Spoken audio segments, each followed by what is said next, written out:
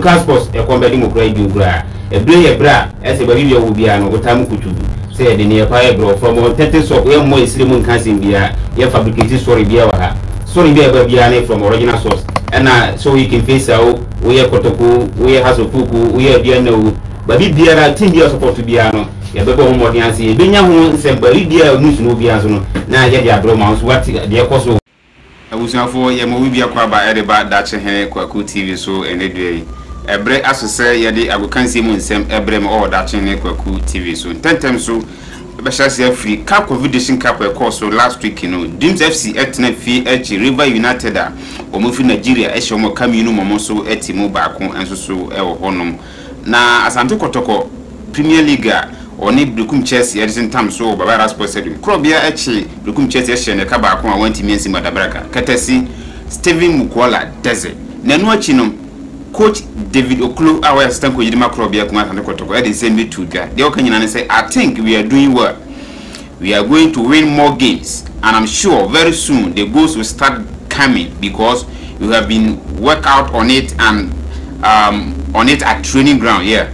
So ohuni say Krobia kuma Asante Kotoko eguso e fa ntuma pa efra David Oklo nsema ode to dua no Steven Mukwala Deze ono winning man of the match no also they send me to dua say I feel so delighted because when Asante Kotoko wins then Kumasi is red. I feel delighted to have scored and my team wins. With the form we have now, we shall win the game against Asofok on Sunday. Steven Mukwala Deze is also the Atudra and so Coach Ebenezer Fadie on the Okanyina and say Richmond Lamptey qualified to be in the Black Stars team. Because no one can convince me that he can't play. Unless we don't want to tell the truth. He's better than most of the players in the team. Or because Kesman sports so honor opanidi kotudja after match day 13 no sena top scorers no akwakoye azekiminta award yana 9 goals or against no cra 8 goals afiye osuye 6 goals ana Abdul Manaf Uma zo 6 goals ana Emmanuel Jamfi so 5 goals so player of the month Nasco player of the month of November no nominate na babonti ye azekiminta Yo Hamza Isa yo August Nokra and Razak Simpson and so honum your coach of the month of November na nominees in so yo Christopher Enin Nuruddin Amadou yo Kasim Mokansi and Ibrahim Tanko and so these are the coaches and they nominated to say a bakubeti me coach of the month of November. After match day 13, the senior league table no Ediana that's where they can with 24 points. It's what Tramatos 24 points. FC Samate Tosso Miensan with 23 points. Nations FC Tosso and 9 with 20 points. Bechemina Tosso and Num with 20 points. Brukum Chelsea Tosso in Sian with 20 points. Asante Kotoko Tosso and Son with 19 points. Hasufo Tosso or Train with 16 points. Medeama Tosso and Kron with 16 points or outstanding games. Gito Olympics Tosso do with 16 points or outstanding game. Before Katana Tosu do back with 16 points or a standing game. Accra Lions Tosu do me no with 16 points. Lagos City Tosu do me and Sound with 15 points. Dreams FC Tosu do 9 with 14 points. Red Tamale United Tosu do no with 14 points. Bibiani Ghost Tosu do Sian with 12 points. Carla United Tosu do so with 12 points and a Heart of Lions so Tosu do more with 8 points and so El Honum. Black Queens have qualified for the Women's African Cup of Nations in Morocco next year. Congratulations to our queens. Now, when Ket ESO Kriko GFU president so Edukoto the Facebook page say Ghana is proud of what you represent. Passion, determination and hard work. Ayiko to the entire team. Someone every was so but he road to the AFCON 2024 and coach Nora Hoptel qualifiers now. Sina ekoye edin kan wodi kan eto Rwanda ekoshe ne kanson wandimansi madabraka otena fietwe Rwanda hye ne kanum osatena fietwe Namibia hye ne kamiensa mono timba ko na ko Namibia nso so ekolusu ye ka ba ko nto onya 3 wins 1 lose na o share goals nso 15 goals o na ye hye ne 2 goals so ne records and so eto bia ye hwe Ghana will compete with these 11 other teams at the 2024 Women's African Cup of Nations Morocco. Your country say omunyina qualify for WAFCON no Algeria, Botswana, DR Congo, Ghana, Mali, Morocco, Nigeria, Senegal, South Africa, Tanzania, Tunisia, and Zambia. These are the countries, 12 countries, and they Omokwakopi Morocco. And next year, 2024, this week, Ian Hasvuk board Asia press conference. I'm going to send a to that. Now, Sembisa and Crofobisa board in say Martin Koopman, Amokofano, a day na Nina Nansa. After 3 months, Yasaki Kochi.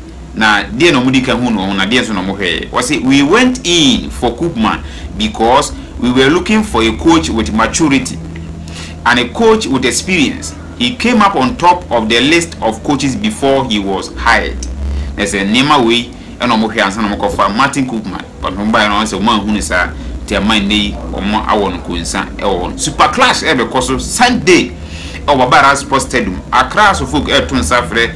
Krobia kuma Asante KOTOKO. Nubeka senasa has the home there one can. Yes. And they has a folk a home no ewo Kumasi esanse empanifo aja class sports stadium e de year musical concert bi e wo hono nti nei has folk home match no obebo no Babara sports stadium nti KOTOKO no ne no ebo e wo hono na yehwe the last 3 matches are has folk aboa woni Accra Lions okoshe Accra Lions e kam yinu mo team ba ko woni Brekum Chelsea e bo 1-1 na oko aduana enso ko lusu 1-0 ti yehwe for the last 3 games na oboy na say he has a form o kuta no yehwe KOTOKO so last 3 games o waba o tena fi e she Medeama 1-0 okoto Lagos City zo she na kamiensa mo no team ba ko o san tena fi e Brekum Chelsea she na ka ba ko na say yehwe KOTOKO the last 3 games ni na wa win ni nyina na yehwe form guys no na ne ye compare ni ma na head to head no has of ne KOTOKO no so far has of equita 16 points KOTOKO equita 19 points yehwe games ne obi abo 13 matches has of win 3 KOTOKO win 5 has of about 7 draws KOTOKO about 4 draw has of alusu 3 KOTOKO alusu 4 has a share 9 goals KOTOKO a share 12 goals has a consider 8 goals KOTOKO a consider 10 goals has the 8th on the league table KOTOKO also at the 7th on the league table. There's a head to head now based on the Premier League Kosuya. Now Prosper Nate Ogum the record against House of Folk. A man or Karela Wafa, sorry, a man or Wafa or call House of Folk or 4-0 or was that Trefi Eshe House of Folk 1-0. Oba KOTOKO the first game against House of Folk or Bogoles draw.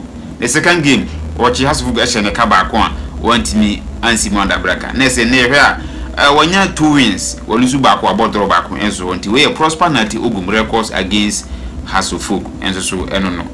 The 18 as a baby Gold Stars and a coach Markelo say at Tunquanta ni or Mapai and the coach Markelo say any baby Gold Stars any hope you are nay or my party wins. Now the 18 and say coach from Poor Manson and a could take over as the head coach of BBN Gold Stars and as in someone if you were bad. CAF Champions League ekoso e de fiada e Barra Sports Stadium. Medeama etena fie and the young Africans a boy 1-1 draw and so e hono man ne ye hwe ni muze Medeama betimi qualify from the group stage to the next stage and ne group na group D na Lali edikan with 5 points e ho CR Belzdad e 4 points. Medeama toso miensan with 4 points and young Africans so etoso 9 with 2 points and so e hono. Dan lad edi ni birthday this week. Na ne oko visite sponsor and a KOTOKO sponsor back one from Star Life Assurance Kumasi Adum a branch no mane ye pictures a trade with FE papa the lab come home and a Kalu Atara a pictures in FE papa and so someone a free over with the super class coming up this weekend. Sudan national team coach and KOTOKO technical director James Kwesiapia visited Asante KOTOKO training grounds over Daikojachi. TV pictures a trade with Nese or Peninsula Ewa Rwanda. Abdul Fatau Safiu or a former striker at the Macrobia Kumasane KOTOKO Neko Twitter account to say I am getting married to 4 wives if we don't win on Sunday or KOTOKO ni papa. Or KOTOKO anshadia or one mama kumako 4 and so honum. Ye Bedpower Premier League and they enye Bedpower BUS and say omuye 30 sponsor and omuye partnership. The Ghana Premier League Monday 14 no ebe koso this weekend enye hasofo ne kotoko nkwa na nation FC so betena fie da Saturday ne adua na de atentam so as hasofo ko betena fie ne kotoko e de abom ho FC Samate so betena fie ne Heart of Lions nso atrama so betena fie ne Carolina United Brigum Chelsea so betena fie atwe ne atena fie ne atwe Get Olympics Lagos City so betena fie atwe Red Tamale United na Bechem United so betena fie atwe Accra Lions Medeama so betena fie atwe Bofo Kwatano na Dreams nso e betena fie atwe Gold Stars na ni nyina na postpone sense o munyina e African Games ebo enso so super class no say na gate fees ne etie popular stand 20 Ghana cedis setala na 40 Ghana cedis VIP wins na 60 Ghana cedis and VIP main no 100 Ghana cedis enso so referee ne waje penny so better na dwumadie no regional C Amwa on first referee no and assistant referee 1 no Ali Timuaba and assistant referee 2 no Meka Fauzan and a four referee ne Gabriel Poku Ahin aha na brebe ma da chine kwaku kwan mo de masi e wo da chine kwaku TV so uba so na subscribe ya da roma no mi subscribe button so share video no send them afoforo no mountain sema e twegu da chine kwaku TV so until then stay focused and stay blessed. I love you all. Bye bye.